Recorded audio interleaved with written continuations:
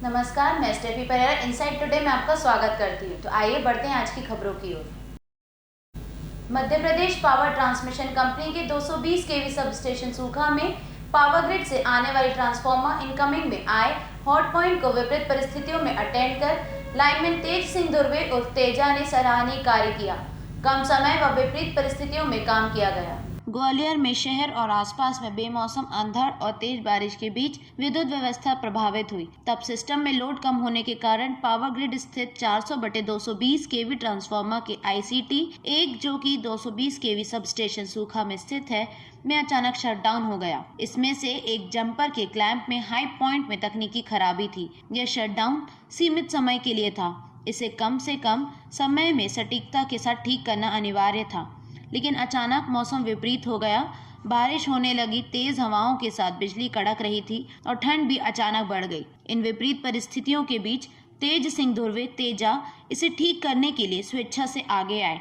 निडरतापूर्वक तकरीबन 18 मीटर ऊंची 220 केवी sub station high बस पर रस्से के झूले के सहारे लटक गए। तेज चल रही हवा में संतुलन बनाना बेहद कठिन कार्य था, परंतु तेजा ने इस विषम परिस्थिति का मुकाबला करते हुए हिम्मत और निडरता के साथ निर्धारित शटडाउन पीरियड में क्लेम बदलकर अपने कार्य कौशल का एक उत्कृष्ट नमूना पेश किया। तेजा ने अपनी हिम्मत और उत्कृष्ट कौशल से एक अत्यावश्यक सुधार कार्य को सीमा समय में कर दिखाया, जिसके कारण बार बार शटडाउन लेने की प्रक्रिया से सिस्टम को बचाया जा सका। तेज सिंह दुर्वे हमेशा से ही विशिष्ट कार्यों को अंजाम देते आए हैं। उनके द्वारा किया गया यह कार्य निस्संदेह प्रशंसनीय है। इस कार्य के लिए ऊर्जा मंत्री प्रद्युम्न सिंह तोमर के द्वारा 5,000 रुपए का पुरस्कार दिए जाने का ऐलान किया गया। जिला प्रशासन द्वारा जिले के विद्यार्थियों में सामान्य ज्ञान व प्रतियोगी परीक्षाओं के लिए जागरूकता लाने के उद्देश्य से शुरू की गई इस नई पहल ज्ञानाश्रय के अंतर्गत FDDI सभा कक्ष में कलेक्टर सौरभ कुमार सुमन की उपस्थिति में एक वर्कशॉप आयोजित की गई, जिसमें कलेक्टर सुमन आज सोमवार 22 फरवरी को ज्ञानाश्रय की पहली कक्षा लेंगे और विद्यार्थियों को संबोधित करेंगे। कलेक्टर सौरभ कुमार सुमन के मार्गदर्शन में जिले के विद्यार्थियों में सामान्य ज्ञान और प्रतियोगिता परीक्षाओं के प्रति मार्गदर्शन और जागरूकता लाने के उद्देश्य से जिले के अधिकारियों, प्राध्यापकों व विषय विशेषज्ञों द्वारा ज्ञानाश्रय के रूप में एक पहल की जा रही है। ज्ञानाश्रय की पहली कक्षा 22 फरवरी को स्वयं कलेक्टर सुमन उत्कृष्ट विद्यालय छिंदवाड़ा के हॉल में प्रातः 7 बजे से आरंभ की गई एवं महत्वपूर्ण जानकारी के साथ सफलता के गुण भी खाए। जबलपुर रेलवे प्रशासन द्वारा अंडर ब्रिज की रिपेयरिंग का कार्य किया जा रहा था। इसी वजह से यहां से आवागमन प्रतिबंधित कर दिया गया था। इसलिए लोगों को शास्त्री वृक्ष होकर लंबा रास्ता तय करना पड़ रहा था। अब 22 फरवरी से एक बार फिर अंडर ब्रिज से आवागमन शुरू हो गया है। रेल प्रशासन द्वारा अंडर ब्रिज से आवागमन शुरू होने पर नागरिकों में खुशी का माहौल है। लोगों को इस बात से राहत मिली है।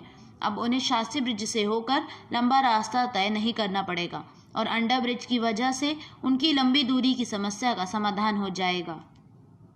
जबलपुर एक बड़ा हादसा होते होते बच गया। धनवंतरी नगर में सीवर लाइन का काम चल रहा है, लेकिन यहाँ पर सड़क पर जो मुरम डाली गई थी उसकी पुराई ठीक से नहीं की गई है। धनवंतरी नगर की सड़क पर हमेशा ही बड़े वाहन दुर्घटना का शिकार हो जाते हैं। बीती रात एक ट्रक इस सिविल लाइन वाली सड़क की मुरम में फंस गया। गनीमत रही ट्रक पलटा नहीं तो इस दुर्घटना में ड्राइवर और कंडक्टर का क्या होता।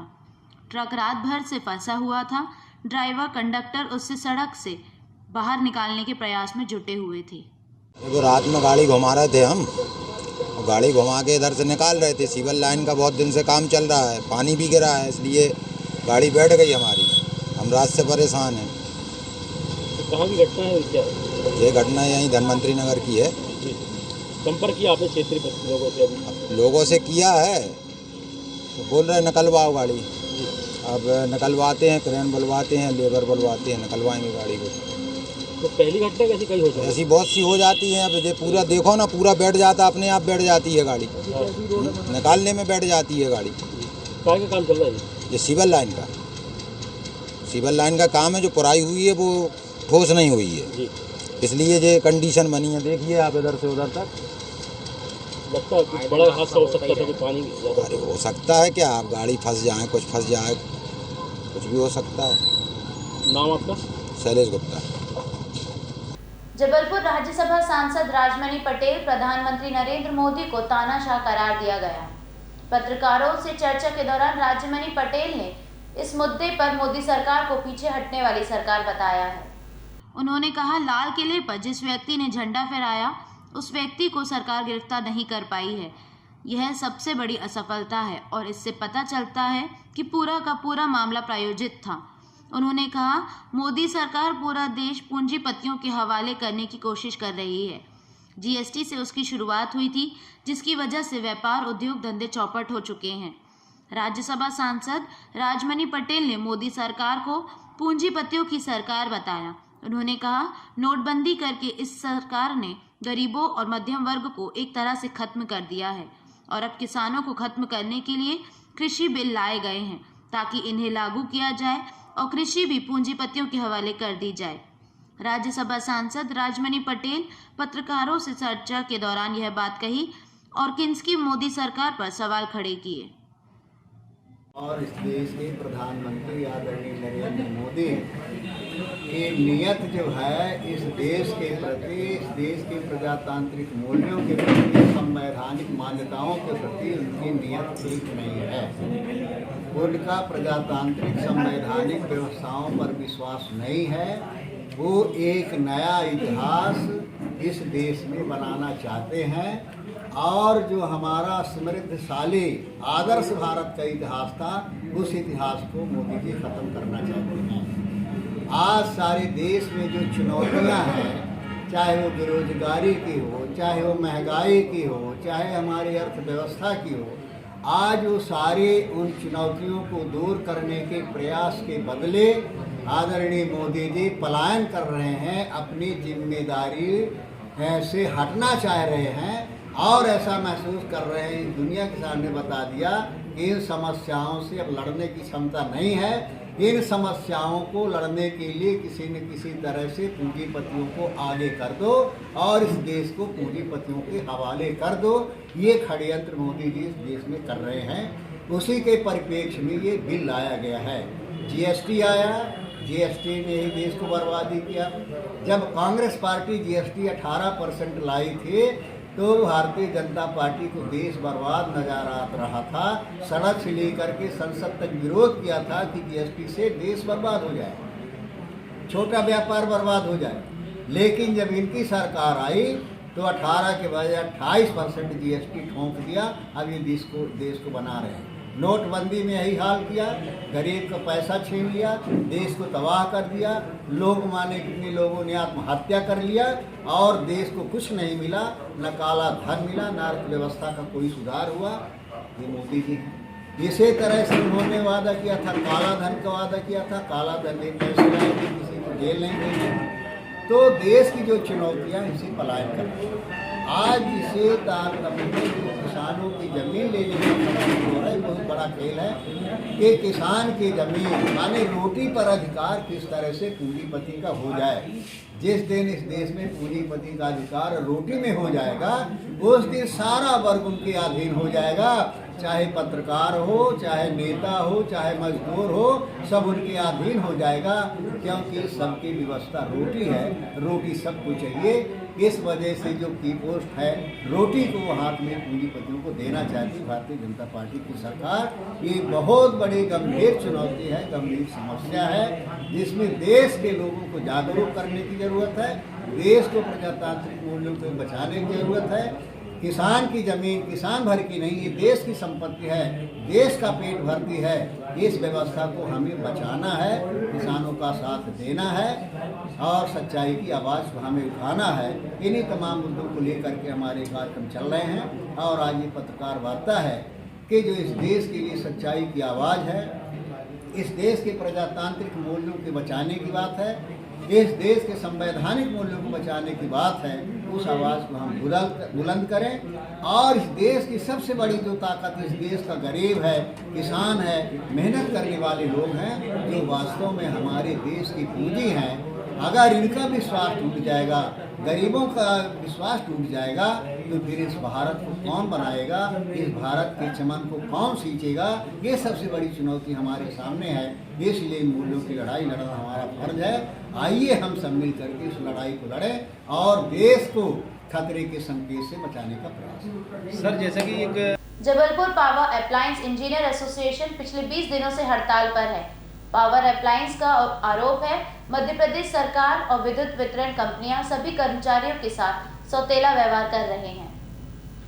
उच्च शिक्षा प्राप्त कर्मचारियों को निचले स्तर पर नियुक्त किया गया है। जो योग्य कर्मचारी हैं उन्हें तृतीय श्रेणी की जगह चतुर्थ श्रेणी में स्थान दिया गया है। कर्मचारी अधिकारियों के वेतन में विसंगतियां हैं, उनके साथ भेदभाव किया जा रहा है। 50% बिजली छूट भी उन्हें नहीं प्रदान की जा रही है। एसोसिएशन का कहना है लगातार कंपनी सरकार और अधिकारियों को उन्होंने अपनी मांगों के संबंध में अवगत कराया है, लेकिन उनकी अनदेखी की जा रही है, जिसकी वजह से वे पिछले 20 दिनों से लगातार 1 घंटे का धरना देकर प्रदर्शन कर रहे हैं। उसके बावजूद भी प्रदेश सरकार और कंपनी प्रबंधन उनकी मांगे नहीं मान रहा है। इससे आक्रोशित एसोसिएशन 21 फरवरी को 1 दिवसीय धरना प्रदर्शन की चेतावनी दी है और 22 फरवरी को कैंडल मार्च एसोसिएशन से निकालेंगे।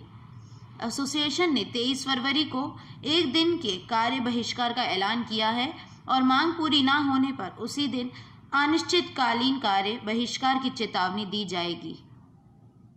मध्य प्रदेश की विद्युत कंपनियों में कंपनी द्वारा नियुक्त समस्त अधिकारियों एवं कर्मचारियों के साथ लगातार भेदभाव एवं असमानता मध्य प्रदेश की विद्युत कंपनियां और मध्य प्रदेश शासन कर रही है। उसको लेकर के power engineers and employ association द्वारा लगातार इसका विरोध किया जा रहा है और कई पत्रों और ज्ञापनों के माध्यम से हमने मध्य प्रदेश शासन और कंपनी प्रबंधन को अवगत कराया कि हमारे साथ जो असमानता एवं भेदभाव हो रही है उसको दूर किया जाए। लेकिन आज दिनांक तक न तो किसी प्रकार का जो है असमानता एवं भेदभाव दूर की गई, न ही शासन द्वारा किसी प्रकार की वार्ता की पहल की जा रही है। इसको लेकर के power engineers and employees association द्वारा कई चरणों में आंदोलन शुरू कर दिया गया है। 19 जनवरी 2021 से हमने मध्य प्रदेश की सभी विद्युत कंपनियों के जो 3 विद्युत कंपनियां हैं उनके मुख्यालय जबलपुर में एकत्रित होकर के हमने ज्ञापन प्रेषित किया।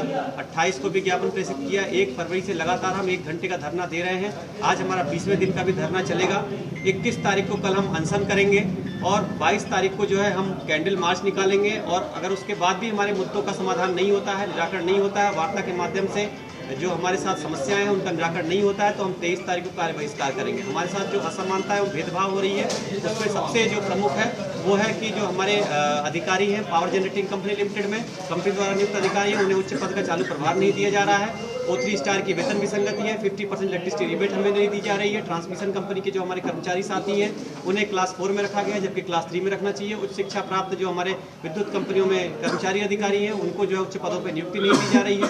फीडर कैडर का जो आदेश 2009-11 का पारित किया गया है उसे अविलंब निरस्त किया जाए और इस तरह फ्रिंज बेनिफिट कई वर्षों से पुनरीक्षित नहीं किया गया है। आज भी हमें 5 रुपये, 10 रुपये और 20 रुपये के फ्रिंज बेनिफिट्स दिए जाते हैं जो कि अत्यंत ही निम्न स्तर के रिस्क अलाउंस है। नाइट शिफ्ट अलाउंस कई वर्षों से पुनरीक्षित नहीं किया गया है। तो कंपनी कैडर की जब भी बात होती है तो विद्युत कंपनियां और मध्य प्रदेश शासन हमेशा से कंपनी कैडर के साथ भेदभाव करती चली आई हैं, जो कि जो है आज भी हमें जनरेटिंग कंपनी में 7वें वेतनमान से जो हमें सी ऑफ मिलना चाहिए उसका भुगतान जो है 6ठे वेतनमान से किया जा रहा है। मतलब ये पूरी तरह से उत्पीड़न है और जो हमें अधिकार मिलने चाहिए वो अधिकार हमें मध्य प्रदेश शासन और विद्युत कंपनियां नहीं दे रही हैं, जो वर्ष 2006 उसके बाद नियुक्त अधिकारियों एवं कर्मचारी हैं, जिसको लेकर के मध्य प्रदेश के सभी विद्युत गृहों में, ट्रांसमिशन कंपनी में, वितरण कंपनी में एवं जो हमारे कंपनी मुख्यालय हैं, चाहे वो शक्ति भवन हो, भोपाल हो, इंदौर हो, सभी जगह विद्युत कंपनियों के अधिकारियों कर्मचारियों में बहुत ही ज़्यादा आक्रोश है, जिसको लेकर के हम क्रमबद्ध चरण तरीके से आंदोलन कर रहे हैं। जो हम कल 21 तारीख को अनशन करेंगे और 21 तारीख को सुबह से लेकर के शाम तक हमारा पूरा अनशन रहेगा। ये अनशन शक्ति भवन मुख्यालय पे भी रहेगा और जो है तीनों कंपनियों का जो मुख्यालय है उस पे रहेगा और सभी विद्युत गृहों में हमारा ये अनशन रहेगा। और इस अनशन में हम सुबह से शाम तक जो है करेंगे अनशन। उसके बाद हम 22 तारीख को कैंडल मार्च निकालेंगे और समाधान नहीं होता है तो 23 तारीख को हम 1 दिन का कार्य बहिष्कार करेंगे और उसी दिन हम घोषणा करेंगे 72 घंटे का नोटिस दे करके हम अनिश्चितकालीन कार्य बहिष्कार करने के लिए बाध्य होंगे। अजय कुमार मिश्रा, महासचिव power engineers and employ association.